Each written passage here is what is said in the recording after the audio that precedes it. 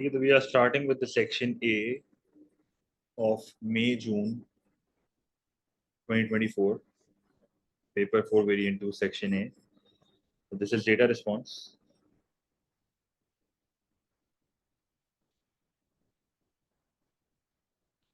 अच्छा, जब हम डेटा रिस्पॉन्स की बात करते हैं ना, तो आपको सबसे पहले यहाँ पर ये पता होना चाहिए कि डेटा रिस्पॉन्स में जो A2 की खास करके डेटा रिस्पॉन्स होती है, हमने इससे पहले भी करी एक पेपर में, पेपर 4 वेरिएंट 1 में, और 2023 के भी सारे पेपर्स की पोर्टल पर अपलोडेड है। तो उसमें आप किस तरीके से डेटा को रीड कर रहे हो ना, वो मैटर करेगा, क्योंकि A2 की डेटा रिस्पॉन्स बहुत सिंपल होती हैं। कुछ आधे मार्क्स तो फ्री के होते हैं, ठीक है, हर डेटा रिस्पॉन्स में आधे मार्क्स फ्री के होते हैं। Developments in the electric vehicle industry, तो ईवी के ऊपर ये पूरी डेटा रिस्पॉन्स है आपकी। पढ़ लेते हैं इसको थोड़ा। The advantage of the car is that it gives freedom for the consumer. जाहिर है गाड़ी होती है तो कन्वीनियंस होती है आपके पास, सही है। It provides freedom for the consumer. However, the disadvantages of car use are that it creates congestion, traffic congestion, which is a third party cost, carbon dioxide, air pollution, वही बात है। These disadvantages led many countries to agree to replace internal combustion engine, मतलब ice जिसको ये कह रहा है, with electric vehicles। सही, तो आइस को ये लोग रिप्लेस कर रहे हैं विद ईवी, ठीक है। इंटरनल जो गाड़ियां होती हैं जो पेट्रोल डीजल वाली हैं, उसको ये लोग इलेक्ट्रिक पे लेके आ रहे हैं। The successful introduction of EV is dependent on the development of battery technology and the production of batteries to enable EV to drive a similar distance to ICE cars before they need recharging. तो सबसे बड़ा challenge ही यहाँ पर ये है कि एक charge में आप कितनी गाड़ी चला सकते हो, असल मसला ही यही है, क्योंकि चार्जिंग स्टेशन इतने अवेलेबल नहीं है। Better electrode design, battery assembly and chemistry are all technical aspects of battery production that could reduce cost, resulting in economies of scale, मतलब per unit cost कम हो जाएगी, from more efficient use of capital and labor. In addition of technical economies का मतलब क्या है? When you can afford machines as a large business, there may well be purchasing economies when you get bulk discounts. Now both of these are internal economies, if you remember. Internal economies of scale का मतलब है जब एक business अपने scale of, बिल्कुल, जब एक business अपने स्केल ऑफ आउटपुट को बढ़ाता है, अपने स्केल ऑफ प्रोडक्शन को बढ़ाता है, और वो खुद ग्रो करता है, मतलब उसको एक्सटर्नली बेनिफिट्स नहीं हो रहे, अपने खुद ग्रो होने से बेनिफिट्स मिल रहे हैं, that is purchasing and technical. इसके अलावा भी बहुत होते हैं, मैनेजरियल होता है, मार्केटिंग होता है इन battery production, when buying raw materials and capital equipment in bulk, ठीक है। अब देखो बल्क की इसने बात लिखती है। Table 1.1 shows the estimated average cost of production. So average cost is the per unit cost of battery production for EV using two different technologies. तो ये दो टेक्नोलॉजी है, टेक्नोलॉजी A और B है, US डॉलर पर, सही है। अच्छा, अब आप यहाँ पर अगर आप देखो ना, एनुअल इसने बताया हुआ है कि कितनी बैटरीज बन रही हैं, नहीं बल्कि एनुअल का इसने क्या दिया हुआ है, अच्छा, ये मिलियंस ऑफ आउटपुट है, सही है, this is the output in millions, और ये उसने पर डॉलर का रेट बताया हुआ है, मतलब एवरेज कॉस्ट बताई हुई है बेसिकली, या पर यूनिट कॉस्ट बताई हुई है। अच्छा, अगर हम नोट करें यहाँ पे, तो टेक्नोलॉजी ए जो है, टेक्नोलॉजी ए जो है वो उसकी पर यूनिट कॉस्ट लोवेस्ट यहाँ पर है, और टेक्नोलॉजी बी की पर यूनिट कॉस्ट लोवेस्ट यहाँ पर है, मतलब टेक्नोलॉजी ए का एमईएस यहाँ पर है और टेक्नोलॉजी बी का एमईएस यहाँ पर है। अब एक बच्चा कहता है कि सर जो है वो इन दोनों पॉइंट्स पे मेरी कॉस्ट लोवेस्ट है, तो आपको याद होगा मैंने लेक्चर में आपको एक डायग्राम बनवाया था बहुत अच्छे से, अगर आपको याद हो, बड़ी अजीब से बोल डेटा रिस्पॉन्स है। तो ये एक आपका LRAC बना हुआ है, लॉन्ग रन एवरेज कॉस्ट। मैंने आपको बताया भी था कि MES is this point is MES। ये पॉइंट MES क्यों है? When your MES is low, when your cost is lowest for the first time, मैं बार बार आपको बोलता था, when your cost is lowest for the first time, it is not a range, MES is not a range, ये minimum efficient to scale is not a range, it is when your cost is lowest for the first time. तो first time आपकी cost lowest कब हुई है? इस point पे हुई है। मतलब अगर आप देखो टेक्नोलॉजी भी की कॉस्ट लोएस्ट यहाँ पर हुई है, क्योंकि यहाँ पर भी लोएस्ट ही है, पर एमईएस ही होगा, क्योंकि एमईएस एक सिंगल क्वांटिटी होती है, रेंज नहीं होती। मतलब दिस इज नॉट एमईएस, ये रेंज को तो कांस्टेंट वो बोलते हैं, कांस्टेंट रिटर्न्स टू स्केल। मतलब this is increasing returns to scale, this is constant returns to scale, and this is decreasing returns to scale. अब तक तो बड़ी कुछ इन्फॉर्मेशन कुछ मिली नहीं है, बेकार डेटा रिस्पॉन्स है। The shift of EV will cause redundancies, जाहिर सी बात है नौकरियां जाएंगी लोगों की। For highly skilled mechanical engineers who have developed and refined the ICE, ये कौन सी अनएम्प्लॉयमेंट है? Often these workers are concentrated in specific areas such as southern Germany. तो ये कौन सी अनएम्प्लॉयमेंट हो रही है? जो अनएम्प्लॉयमेंट है ये कौन सी है? स्ट्रक्चरल है ये। जो टेक्नोलॉजिकल कह रहे हैं वो भी ठीक कह रहे हैं, क्योंकि technological is part of structural, कोई फर्क नहीं पड़ता, ठीक है। अगर आप टेक्नोलॉजिकल भी बोल रहे हो ना तो वो है स्ट्रक्चरल ही, क्योंकि स्ट्रक्चरल की हेडिंग के अंदर ही आता है ना वो। The change from ICE cars to EV may also cause difficulties for governments in two ways.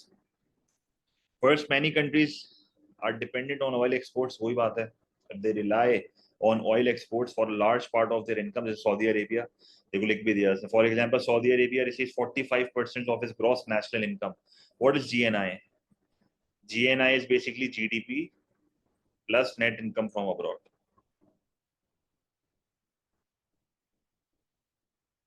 सही है, फ्रॉम ऑयल एक्सपोर्ट्स, उसके एक्सपोर्ट सबसे ज्यादा है। Secondly, other governments place an indirect tax on petrol and diesel of their general revenue. जाहिर सी बात है बहुत बड़ा टैक्स रेवेन्यू है आपका ये पेट्रोल का। For example Singapore charges $0.41 per litre, approximately 17% of the price ये लोग इनडायरेक्ट टैक्स में ले रहे हैं। सही है। अब सऊदीया की ना यहाँ पर बहुत बैंड बच सकती है, अगर आप जनरली सोचो सऊदीया को क्या क्या नुकसान होंगे। सऊदीया को क्या नुकसान होगा जब ईवी व्हीकल्स का यूज बहुत, ईवी मतलब ईवी का यूज बहुत बढ़ जाएगा।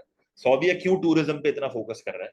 रिसेंट टाइम्स में सऊदीया को इस चीज का अंदाजा हो चुका है कि फ्यूचर में ऑयल की डिमांड कम होने वाली है। They are dependent on oil, तो दे नीड टू डाइवर्सिफाई। ये लोग डिपेंडेंट हुए हैं। इनको सबसे बड़ा जो नुकसान पहुंचेगा ना वो ये पहुंचेगा कि जब आप ईवी पे स्विच कर जाओगे ना, देखो सऊदीया को क्या नुकसान है। सऊदीया को सबसे पहला नुकसान तो यहाँ पर ये होगा कि सऊदीया के एक्सपोर्ट हो जाएंगे स्ट्रेट फॉरवर्ड कम।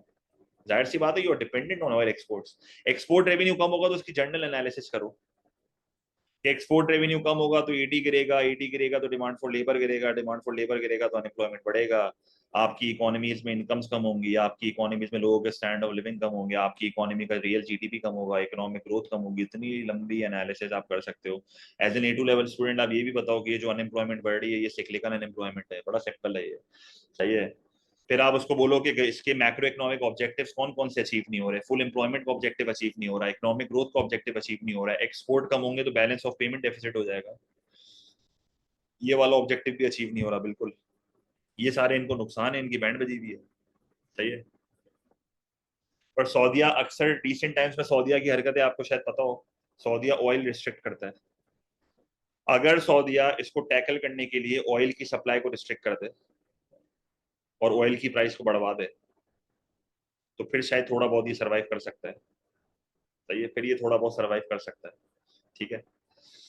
अगर आप यहाँ पर अब मिसाल लो सिंगापुर की, तो सिंगापुर के जो डिसएडवांटेजेस है ना वो बड़े बेसिक है अगेन, क्योंकि सिंगापुर डिपेंडेंट है टैक्स रेवेन्यू के लिए। सिंगापुर जो है ना वो डिपेंडेंट है टैक्स रेवेन्यू के लिए, तो उसको क्या नुकसान है? इनका टैक्स रेवेन्यू कम हो रहा है, सीधी साफ बात है। आप बोलो इनका टैक्स रेवेन्यू बहुत ज्यादा कम हो रहा है। अब ये टैक्स रेवेन्यू कम होगा तो गवर्नमेंट की स्पेंडिंग कम होगी, गवर्नमेंट की स्पेंडिंग कम होगी तो एजुकेशन हेल्थ केयर पे खर्च नहीं कर पाएगी। ये सारे बेसिक पॉइंट्स आप उसको बता दो। फिर टैक्स लोगों की इनकम पे लग रहा है, हो सकता है मतलब जैसे इनडायरेक्ट टैक्स आपकी इनकम को हिट तो करेगा ना, क्योंकि आपको चीजें महंगी पड़ेंगी तो रियल इनकम कम होगी, इन्फ्लेशनरी वो क्रिएट होंगे स्पाइरल्स, ये भी एक मसला है। सही, बजट डेफिसिट होगा, बिल्कुल एक्सीलेंट यार, बजट डेफिसिट। देखो ये अच्छे अच्छे वर्ड यूज करो आप पेपर में, बजट डेफिसिट होगा, where your government spending will be greater than tax, तो ये सारे मसले होंगे इनको। ठीक है। अब क्वेश्चंस अगर हम देखें तो देखो डायरेक्ट आंसर्स मैंने लिखे हैं आपके लिए यहाँ पे। पहला सवाल है explain what is meant by internal economies of scale using an example from the information. अब इंफॉर्मेशन में स्ट्रेट फॉरवर्ड, मतलब ये यकीन करो ये 3 माह कितने बच्चों वाले हैं। इंटरनल इकोनॉमीज ऑफ स्केल क्या है? जब एक बिजनेस अपने आप को एक्सपैंड करता है, अपने स्केल ऑफ उसको बढ़ाता है, आउटपुट को, स्केल ऑफ प्रोडक्शन को बढ़ाता है, जिसकी वजह से आपकी लॉन्ग रन एवरेज कॉस्ट कम होती है, खत्म।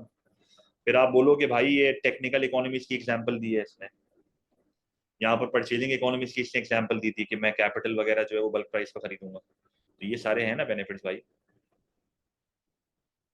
ठीक है, ये किधर एग्जांपल दी थी इसने, देखो ये दी ना example, one buying raw materials capital equipment in bulk. ठीक है, पार्ट बी कह रहा है consider what is meant by minimum efficient scale and to what extent the data in table 1.1 suggest that it has been achieved. तो भाई technology ए का तो achieve हो गया है, टेक्नोलॉजी बी का भी 80 पे अचीव हो गया था।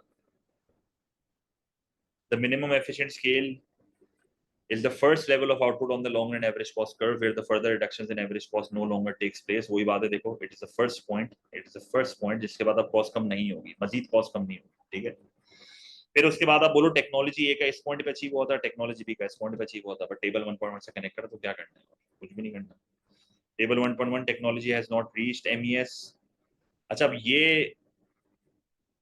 एक और टेक्निकल पॉइंट यहाँ पर है, एक एनालिसिस मैंने शायद आपके साथ गलत करी है, ये बहुत अच्छी चीज है। टेक्नोलॉजी ए का जो एमईएस है ना, वो मजीद, मतलब टेक्नोलॉजी ए की कॉस्ट मजीद गिर सकती है। इट इज पॉसिबल कि टेक्नोलॉजी ए की कॉस्ट मजीद गिर जाए। अगर अगर हम इस टेबल को देखें तो मैं बोल दूंगा चलो ये एमईएस है, हो सकता है आगे जाके और कॉस्ट कम हो जाए इसकी, मतलब it is not guaranteed, not necessary है ये। ठीक है, नॉट नेसेसरी, क्योंकि मजीद कॉस्ट गिरने के चांसेस हैं, डिक्लाइनिंग पे जा रहा है, हो सकता है मजीद गिर जाए, बट टेक्नोलॉजी बी का आप कंक्लूड कर सकते हो कि हाँ भाई इसको अब यहाँ पर मिल चुका है। ठीक है, तो ये आप फर्दर अच्छी एनालिसिस कर सकते हो इसमें। सही, तो टेक्नोलॉजी है has not reached MES, again not necessary है। सही, नॉट नेसेसरीली रीच्ड, इसको स्टेटमेंट ये होनी चाहिए थी, not necessarily reached MES. As the average cost continue to fall, however technology भी suggests MES has been reached। ठीक है, तो उसका तो आ चुका है। अच्छा, पार्ट सी कह रहा है analyse with the aid of a diagram the likely impact of the change to EV on the labour market for workers producing ICE in certain Germany. अब जर्मनी में बहुत ज्यादा मैकेनिकल इंजीनियर्स हैं जिनकी नौकरी गई है, मैकेनिकल थे क्या थे, हाँ मैकेनिकल इंजीनियर से जिनकी नौकरी गई है, तो स्ट्रक्चरल अनएम्प्लॉयमेंट है, डिमांड फॉर लेबर कम हो रही है, सीधी साफ बात है। डायग्राम आप लेबर मार्केट का बनाओगे जिसमें डिमांड फॉर लेबर कम करके दिखाओगे, नौकरियां जाएंगी, ऑब्वियस सी बात है। तो देख लो लिखा हुआ है यहाँ पे, as car makers move from ICE to EV, the need for workers who build ICE, such as mechanical engineers, will fall. This is because EV production uses different technologies and skills like electrical and software engineering, which many ICE workers may not have. In places like Germany, where many people work in ICE, this shift could lead to job losses. So make this diagram, make link this paragraph with this diagram, क्योंकि graph आपको explain करना है, तो straight forward simple English में लिखना है, कुछ उसमें कोई टेंशन नहीं है। और लास्ट क्वेश्चन में कह रहा था evaluate the likely macroeconomic effects, whenever the question talks about the macroeconomic effects you need to mention the macroeconomic objectives basically of the switch to EV for both Saudi Arabia and Singapore. तो we already discuss this, तो यही सारी चीजें यहाँ पर मैंने लिखी हुई है जो मैंने आपसे डिस्कस करी थी। इवैल्यूएटिव कमेंट यहाँ देना जरूरी है, अगर आप नोट करो 8 मार्क का सवाल है, इवैल्यूएट बोला हुआ है। इवैल्यूएटिव कमेंट यहाँ पर क्या होता है चलो देख लेते हैं। The overall impact in each country depends on how well they adjust. अब देखो सऊदीया बहुत अच्छे से एडजस्ट कर रहा है, अगर आप नोट करो सऊदीया जो है ना वो बहुत अच्छे से एडजस्ट कर रहा है, रियलिटी में आप रियलिटी की बात कर सकते हो इससे। आप आप बोलो सऊदीया अगर देखा जाए तो टूरिज्म पे वो बहुत फोकस कर रहा है, फ्यूचर में वर्ल्ड कप भी सऊदीया में होगा, तो उनको तेल की अब टेंशन नहीं है, उन लोगों ने तेल से जितना पैसा कमाया ना वो सही जगह पे लगा दिया है, ठीक है, उनको फर्क भी नहीं पड़ता तेल से। ठीक है, the damage could be less if they find other things to export and rely less on oil for अब मैंने यहाँ टूरिज्म वाली बात नहीं लिखी, आप लिख सकते हो। For Singapore the effect depends on where its electricity comes from, it produces। अब देखो एक बहुत इंपॉर्टेंट पॉइंट यहाँ पर आपने अगेन देखना है, ये देखो एक जनरल पॉइंट आप खुद क्रिएट कर सकते हो। अब इससे यहाँ पर क्या बोला हुआ है, other governments place an indirect tax on petrol and diesel as part of the general revenue, for example Singapore charges 0.41 per litre. अब आप बोलो कि सिंगापुर एक ऐसी कंट्री है जो तेल इंपोर्ट करती है, सही है, सिंगापुर एक ऐसी कंट्री है जो तेल बाहर से मंगवाती है, पाकिस्तान एक ऐसी कंट्री है जो तेल बाहर से मंगवाती है, इनके पास तेल तो नहीं है। तो देखो आगे क्या लिखा हुआ है। अब ये पॉइंट आपके पेपर में दिमाग में आ गया तो आ गया, नहीं भी आया तो मसला नहीं है, आपसे इतनी परफेक्शन एक्सपेक्ट नहीं की जा रही है। ठीक है, अगर आपके दिमाग में और कोई पॉइंट आ रहा है तो वो भी लिख सकते हो, ऐसी कोई बात नहीं है। सही है, और कंक्लूड आपने इन दी एंड ऐसे कर दिया कि सऊदी अरेबिया ग्रेटर रिस्क पे, तो ये सऊदी अरेबिया ग्रेटर रिस्क पे, वो लोग फंस जाएंगे, तो उनको चैलेंजेस सही से फेस करने, और रियलिटी में वो कर भी रहे हैं। ठीक है,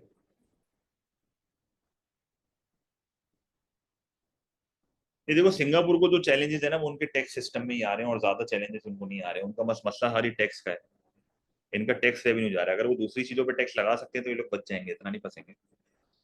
खाली टैक्स सिस्टम चेंज करने हैं इनको, पूरा डाइवर्सिफाई थोड़ी करना है अपने आप को। बस खाली टैक्स सिस्टम चेंज करके दूसरी एक टैक्स बेस नहीं क्रिएट करनी है, इनको ज्यादा मसला नहीं होगा।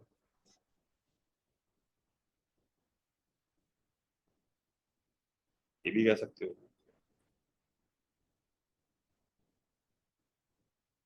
फ्यूल की नीड तो देखो हमेशा ही रहेगी ना, ऑयल कभी भी एलिमिनेट तो नहीं हो रहा ना, पर हम तो रिलेटिव इम्पैक्ट की बात कर रहे हैं।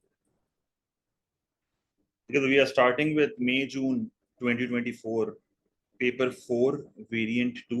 We are already done with the section B of May June 2024 paper 4 variant 1/3। मैंने आपको पहले बताया था P41 और P43 सेम पेपर थे। जिन बच्चों ने वो क्लास अटेंड नहीं करी है ना, उनको रेकमेंडेड है कि पहले आप वो क्लास देखें और फिर ये क्लास अटेंड करें, क्योंकि अब जो क्लासेस हो रही है ना वो बेसिकली कंपाउंड हो रही हैं। मतलब बेसिकली हो ये रहा है कि आपको अगर पिछली क्लास आपने मेरे साथ अटेम्प्ट करी है ना, तो फिर आप आगे वाली क्लासों में मेरे साथ हो, क्योंकि मैं रिपीट कर रहा हूँ वहां से चीजें। अब जैसे मिसाल के तौर पे ये जो क्वेश्चन नंबर 2 है, मतलब मई जून 2024 जो अभी हम कर रहे हैं पेपर 4 वेरिएंट 2, उसका जो सेक्शन बी का क्वेश्चन नंबर 2 है, वो दुनिया का सबसे आसान सवाल होगा पूरे इकोनॉमिक्स में, क्योंकि ये इतना ओपन एंडेड सवाल है जिसमें आप इतना खेल सकते हो। सही, तो you have to attempt only one question of section B. और मेरी बहुत हाई हाई रिकमेंडेशन है कि don't go for question 3 in this paper.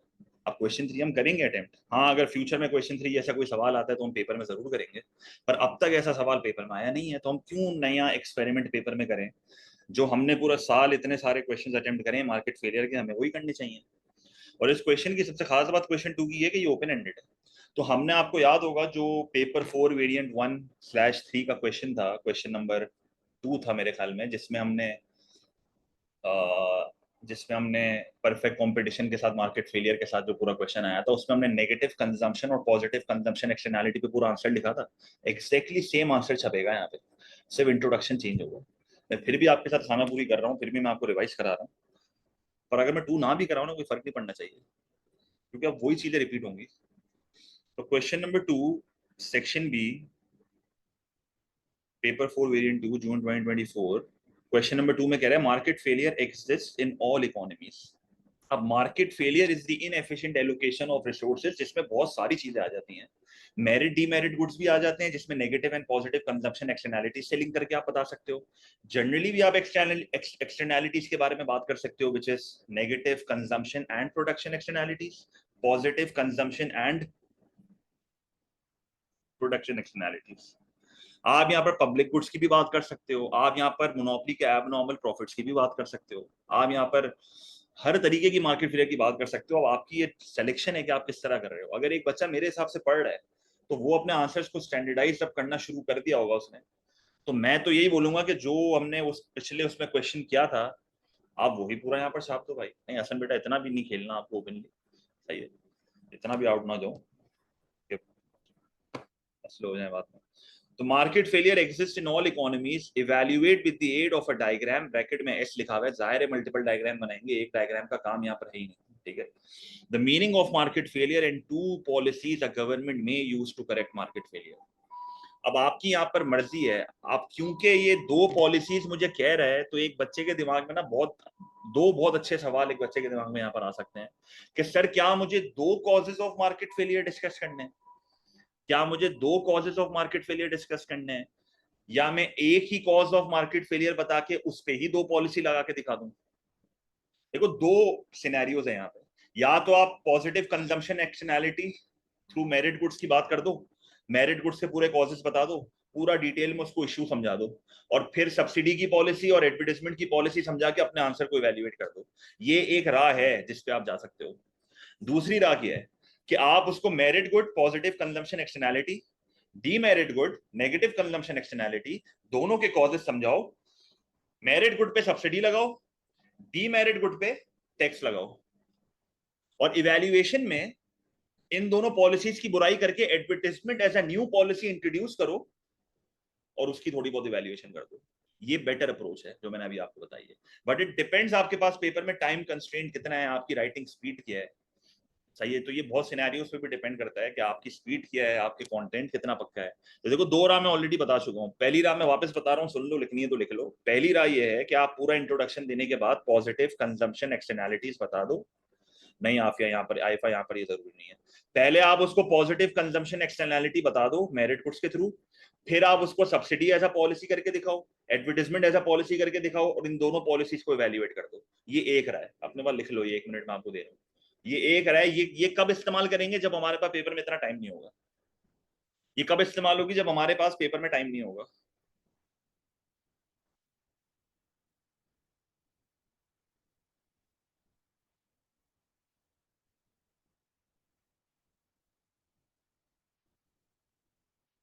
But this is not recommended. जो अप्रोच मैं करा रहा हूँ वो रिकमेंडेड है। सही है, सुन लो जरा। तो आप सबसे पहले अपने आंसर को स्टार्ट करोगे with the definition of market failure, which is very straight forward. Define market failure, तो जो आपको कंस्ट्रक्टेड आंसर्स मिलेंगे, जैसे मैंने लास्ट आपके वो जो है वो पोर्टल पे अपलोड हो गए हैं, तो काइंडली आपको देख लीजिएगा आंसर्स। तो डिफाइन मार्केट फेलियर, फिर उसके बाद जो है वो आप उसको जब भी पेपर में मार्केट फेलियर का क्वेश्चन कर रहे हो तो you have to explain allocative efficiency and inefficiency. तो you have to define allocative efficiency, जिसको दो तरीके से समझाया जा सकता है। या तो MSB is equals to MSC किससे करके दिखाओ, which is highly recommended for this question. सही है। या तो फिर आप उसको जो है वो एमसी इक्वल्स टू एआर को करके दिखाओ। ये नॉर्मली मार्केट स्ट्रक्चर्स के क्वेश्चन में करते हैं, एमसी इक्वल्स टू एआर वाली चीज, which is MC equals to price. क्योंकि यहाँ पर मैं मार्केट फेलियर की बात कर रहा हूँ, तो मैं एमएसबी इक्वल्स टू एमएससी से खेलूंगा। तो मेरी रिकमेंडेशन एमएसबी या एमएससी में डायग्राम भी इसी का बनाऊंगा, और साथ में एलोकेटिव इनएफिशिएंसी का भी जिक्र करना, जिधर आपके एलोकेशन ऑफ रिसोर्सेज सोसाइटी के पॉइंट ऑफ व्यू से नहीं होती, जो आप मार्केट फेलियर में डिफाइन करोगे। फिर आपको जो है वो प्रोडक्टिव एफिशिएंसी भी डिफाइन करना चाहिए, क्योंकि पेपर में जब भी आप एलोकेटिव समझा रहे हो ना, प्रोडक्टिव को हल्का सा टच कर दिया करो, आपका आंसर का इंट्रोडक्शन अच्छा हो जाएगा। नहीं भी करोगे मसला नहीं है, मैं फिर भी बोलूंगा कि कर देना। सिर्फ एक सिंपल 2 लाइन की डेफिनेशन डाल दोगे, तो मैं जिस तरह आंसर में डालूंगा उसी तरह आप डाल देना। Define productive efficiency plus inefficiency.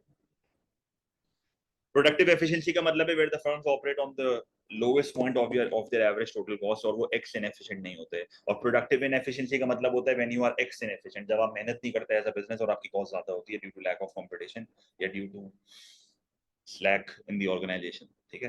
तो कौन सी डायग्राम में यहाँ पर एलोकेटिव एफिशिएंसी के लिए इस्तेमाल करूंगा? मैं यहाँ पर यूज करूंगा एमएसपी इक्वल्स टू एमएससी। तो सिंपल एक्समेन बना देना। This is price, this is quantity, this is origin, this is marginal social cost, this is marginal social benefit, this point represents allocative efficiency, जहाँ पर MSB और MSC equal है। जो बच्चा जो है वो MC इक्वल टू AR करना चाह रहा है वो भी कर ले, मसला नहीं है, उसकी मर्जी है। पर मैं नहीं रिकमेंड करूंगा नो अंडर और ओवर एलोकेशन। पर साथ में अंडर और ओवर एलोकेशन के बारे में भी बताना, क्योंकि इनएफिशिएंसी की बात आप करोगे। एलोकेटिव एफिशिएंसी अचीव, ठीक है। और कब अचीव नहीं होती ये भी बता देना। अब मैं चाहता तो मैं ग्राफ में यहाँ पर एक क्वांटिटी और दिखा देता और एक क्वांटिटी और दिखा देता। मैं ग्राफ को कॉम्प्लिकेट नहीं कर रहा आपके लिए, तो आप उसको जनरली एक्सप्लेनेशन में बता दो, क्योंकि आगे हम वैसे ही ये बात उसको बता रहे होंगे। ठीक है। अच्छा, कुछ बच्चे जो हैं वो पेपर में ये वाला ग्राफ बनाते हैं, तो ये भी चलेगा, मसला नहीं है। यहाँ पर आप लिखोगे प्राइस, यहाँ पर आप लिखोगे प्राइस, यहाँ पर आप लिखोगे क्वांटिटी, दिस इज ऑरिजिन।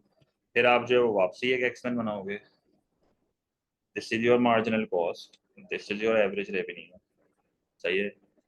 ये पॉइंट जो है वो अगेन एलोकेटिव एफिशिएंसी है। ठीक है। तो ये आपका बेसिक इंट्रोडक्शन है, और मेजॉरिटी मार्केट फेलियर के आंसर्स का बेसिक इंट्रोडक्शन यही होता है। But again I would recommend this graph. सही है।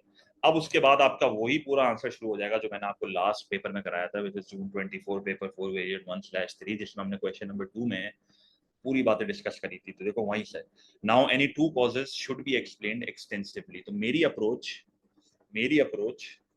एमएसबी एमएससी बनानी है बेटा सर।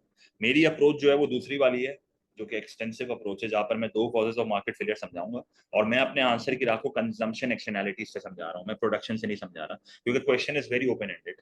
तो मैं पॉजिटिव कंजम्पशन और नेगेटिव कंजम्पशन, तो positive consumption externality is the consumption of merit goods, while negative consumption externality is the consumption of demerit goods। तो मैं प्रोडक्शन का यहाँ पर जिक्र नहीं कर रहा क्योंकि क्वेश्चन बहुत ओपन एंडेड है, तो मैं अपने आंसर को कंजम्पशन वाले उस पे लेके जा रहा हूँ, मेरी मर्जी है। अगर आपको प्रोडक्शन पे लेना है प्रोडक्शन पे ले जाओ, पर वही बात है, आप हर चीज हर सवाल में नई चीज करोगे तो आपको याद कुछ भी नहीं होना है, ठीक है। तो मेरिट गुड के बारे में बात करो, बताओ ये वो गुड्स होते हैं जिसमें social benefit exceeds private benefit, existence of external benefits यहाँ पर होते हैं, एग्जाम्पल दो उसको, सही है, ठीक है। एजुकेशन और हेल्थ केयर की एग्जांपल यहाँ पर दो। इंफॉर्मेशन फेलियर का बताओ, due to lack of information people under consume these things are under produced, these things are under allocated, and this is what allocative inefficiency is, कि जिन quantities में ये कंज्यूम होना चाहिए नहीं होता, जो बेनिफिट सोसाइटी को मिलना चाहिए वो नहीं मिल रहा। तो आई होप उमर आपको आंसर मिल गया है मेरा, थोड़ा सुन लिया करना पहले बेटा पूरा। मेरिट गुड्स में result in positive consumption externalities, वो एक्सटर्नैलिटीज जो सोसाइटी को पूरी नहीं मिल रही हैं क्योंकि लोग इसको सफिशिएंट क्वांटिटीज में कंज्यूम नहीं कर रहे हैं। तो पहले तो आप उसको basic MSP equals to MSC वाला ग्राफ बना के दिखाओगे।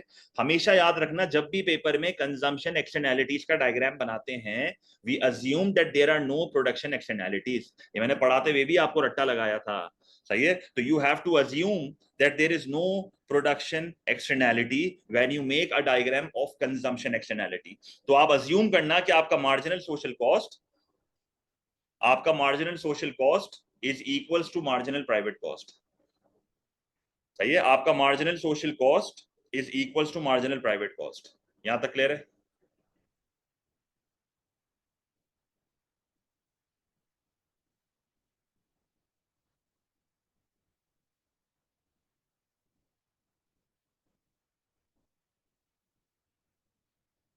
अच्छा, फिर आप क्या करोगे? सोशल बेनिफिट प्राइवेट बेनिफिट से ज्यादा है, तो मैंने यहां पर सोशल बेनिफिट बनाया हुआ है। अगर सोशल बेनिफिट प्राइवेट बेनिफिट से ज्यादा है तो मैं प्राइवेट बेनिफिट यहां नीचे बनाऊंगा। तो दिस इज प्राइवेट बेनिफिट, तो यहां पर मैं लिखूंगा एमपीबी, जिसकी वजह से मैं क्लियरली उसको ये चीज शो कर दूंगा कि these things are under allocated. तो देख लो इनकी क्वांटिटी मैंने कम करके दिखा दी है। तो this is P1, this is Q1 and this is equilibrium E1। फिर as an A2 level student आप क्या करोगे कि Q1 से एक वर्टिकल लाइन ऊपर लेके जाओगे। तो Q1 से वर्टिकल लाइन ऊपर लेके गए, यहां पर आपने लिखा पॉइंट A, तो A is MSB, E1 is MPB। तो the vertical distance between A and E1, the vertical distance between A and E1 is the per unit external benefit। यहां तक क्लियर है कहानी?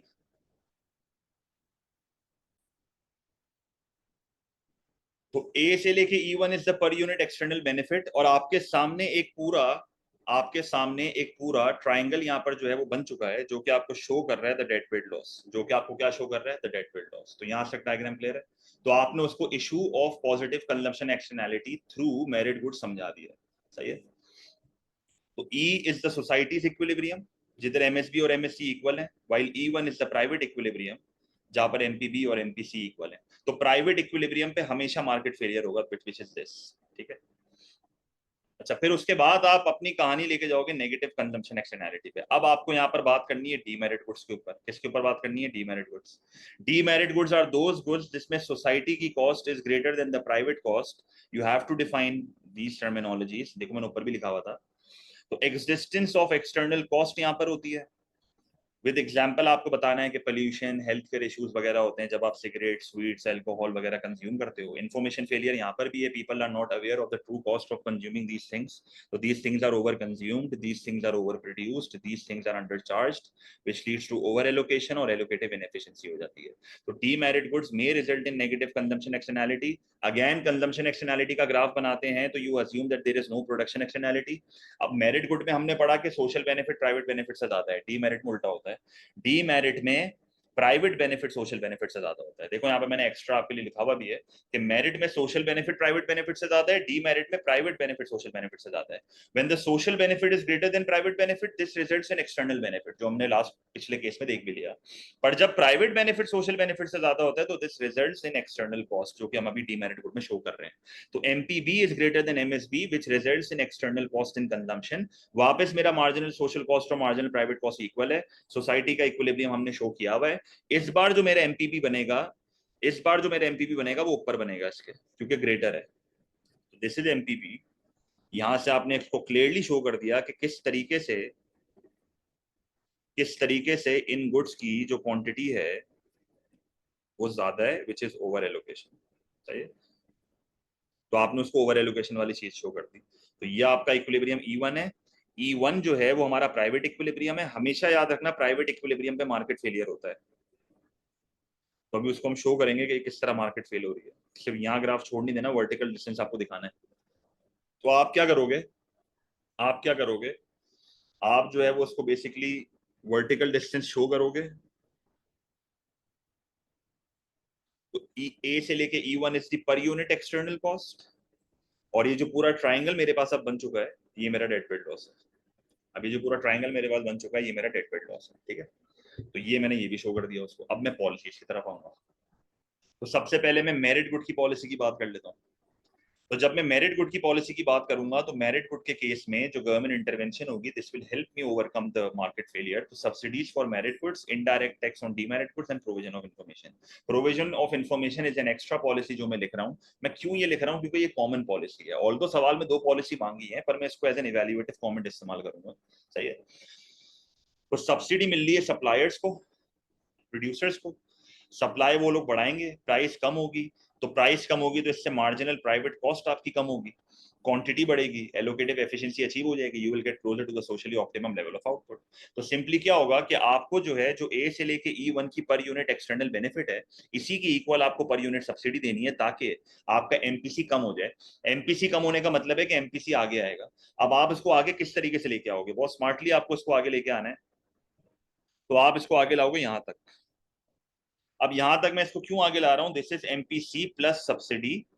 और आप नोट करो कि मेरे पास एक नया इक्विलिब्रियम आ गया E2। अब आप एक चीज यहां चेक करो कि ए से लेके E1 के इक्वल एक और डिस्टेंस आ गया, विच इज ई से लेके E2।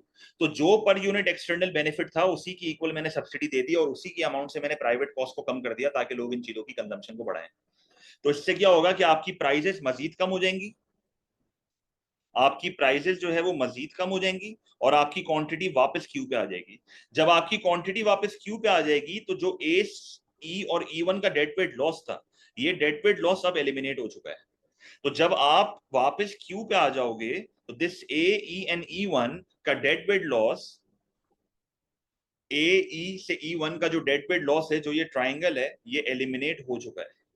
सही है, तो यहां तक जो है हमने वापस उसको जो है ना वो पॉलिसी पूरी समझा दी, वही लास्ट क्लास का पूरा रिपीट हो रहा है ये। ठीक है, सब्सिडी। अब मुझे टैक्स के बारे में बात करनी है। तो इनडायरेक्ट टैक्स को डिफाइन करो। ये सप्लायर्स की कॉस्ट को बढ़ाएगा, ये गुड्स एंड सर्विसेज पे लगता है।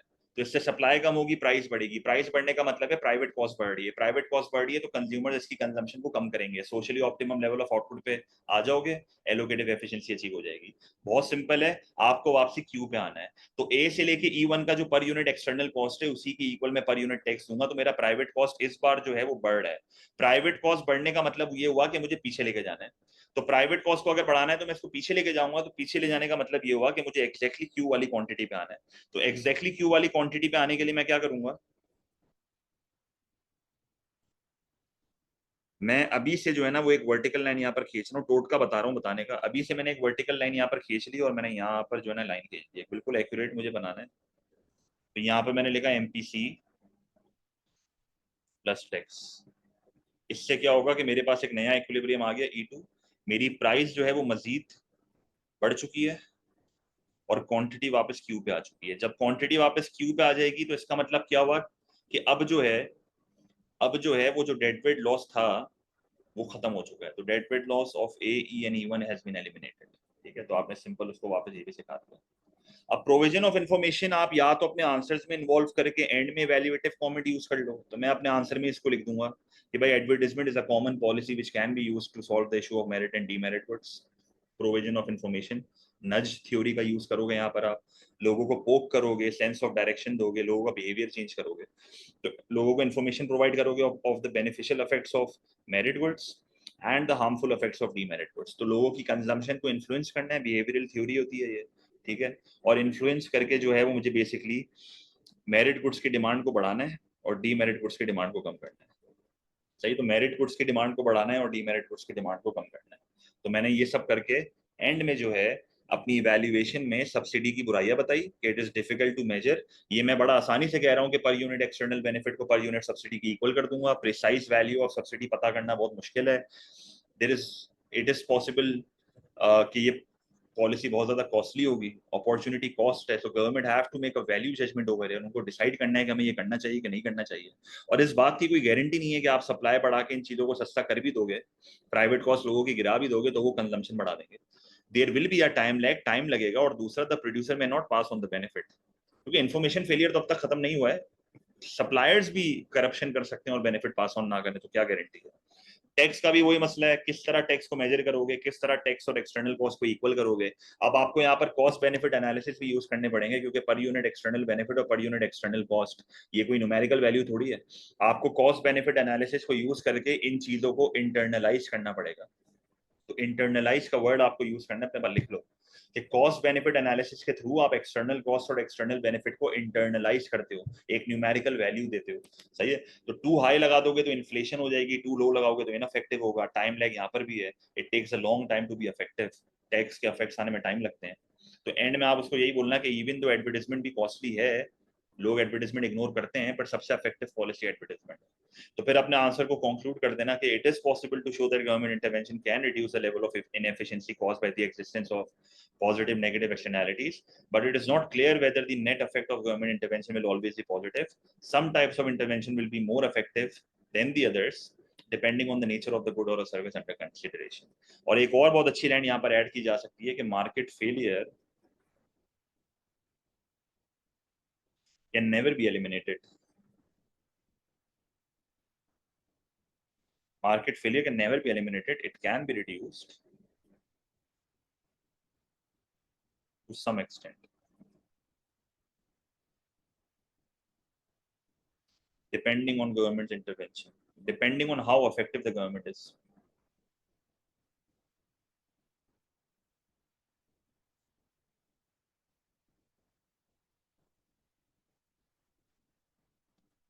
How effective the government intervention is.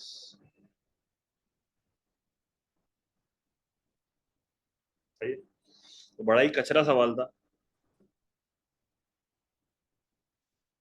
अच्छा, इसके जो बाद वाला क्वेश्चन है ना, क्वेश्चन नंबर 3,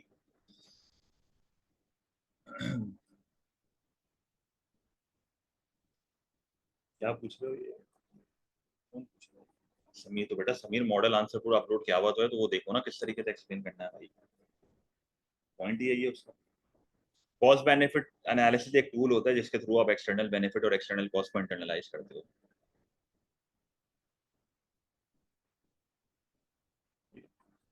ये तो रेलेवेंट बात कही, मैं जवाब दे रहा हूँ, रेलेवेंट बातों का जवाब अभी नहीं दे रहा, तो क्लास के एंड में आप पूछ सकते हो उससे। ठीक है। तो समीर बेटे जो मॉडल आंसर है उसमें आप देखना कि किस तरह मैंने एक्सप्लेन किया हुआ है। ठीक है। So now we move on to question number 3. Now question 3 is also an easy question, पर अगर हम पेपर में बैठे हुए होते ना तो हम क्वेश्चन 2 करते हैं। हम कभी भी, बेटा आपको पीडीएफ मिलेगी ना बेटा, क्यों नई नई बातें करते हो यार, क्यों पिक्चर लेनी है, पीडीएफ भेजता तो हूँ। सही है। अच्छा, क्वेश्चन नंबर 3 वैसे तो एक आसान सवाल है, पर अगर हम पेपर में बैठे होते तो हम क्वेश्चन 2 करते हैं, क्योंकि क्वेश्चन 2 हमारे लिए एक ऐसा सवाल है जो हमने देखे हुए हैं। और क्वेश्चन 3 एक नया सवाल है हमारे लिए, even though the question is not very hard. मतलब इसके साथ अगर कोई मुश्किल क्वेश्चन होता तो 3 अटेम्प्ट किया जा सकता था, ऐसा नहीं है कि नहीं अटेम्प्ट कर सकते। Evaluate with the evaluate with the aid of diagram whether excess profit को ये सुपर नॉर्मल प्रॉफिट कह रहा है, सुपर नॉर्मल प्रॉफिट को दूसरे लफ्जों में एब नॉर्मल प्रॉफिट भी कहते हैं, अगर आपको याद हो, is always necessary for the continued existence of firms in perfect competition and monopoly. तो perfect competition monopoly के क्वेश्चंस बहुत कॉमन होते हैं। तो पहले ना सवाल स्टार्ट करने से भी पहले ना पहले इंट्रोडक्टरी चीजें खत्म कर लेते हैं। तो सबसे पहले जब मैं आंसर यहाँ पर स्टार्ट करूंगा तो मैं सबसे पहले उसको परफेक्ट कंपटीशन डिफाइन करूंगा,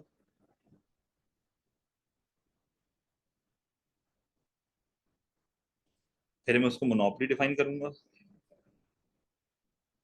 अब डिफाइन करने का मतलब यही है कि आप उनके करेक्टरिस्टिक्स बता रहे हो दोनों के, with the characteristics.